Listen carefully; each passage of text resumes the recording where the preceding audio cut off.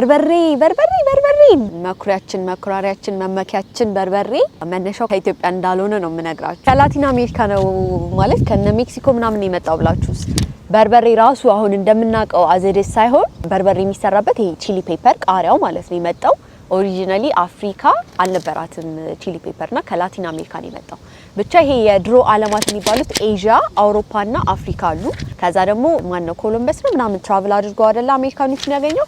አሜሪካኖቹ ከተገኙ በኋላ ትሬድ ተጀመረ የንግድ ልውውጥ ማለት ነውና ከዛ ወደ አፍሪካ ወደ አውሮፓ ምናምን ይሄ ቃሪያ ኢንትሮዲዩስ ተደረገ። ኢትዮጵያም ተቀብላ ከ500 ምናምን ዓመት በፊት ተተከለ ምናምን እሱን መስደው ኢትዮጵያውያን ከኮረሪማ ከነጭ ሽንኩርት ከነ ጂንጀር ምናምን ሌሎችም ስፓይስ ጋር ተቀላቅሎ በርበሬ ሆኖ አሁን የምናውቀውን በርበሬ ከነ ዶሮ ወጥ ጋር ምናምን እናጣጥማለን። ግን ሜክሲካኖቹ ደግሞ የራሳቸው ማለት ይሄ ከቺሊ ፔፐር እነሱም ፓውደር አድርገው አምኖቹ ከምን ጋር እንደሚቀላቅሉት ግን የተለያዩ ስፓይሶችን ይሰራሉ።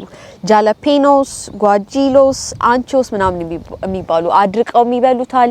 አዜዴዝ ስላይስ አድርገው የሚበሉታል። ፓውደር አድርገው ወጥ ምናምን ይሰሩበታል። የራሳቸውን እስቲ ይሰሩበትና ይበላሉ ማለት ነውና ኤኒዌይ ምን ልላችሁ ፈልጌ ነው በርበሬ መነሻው ከኢትዮጵያ አይደለም።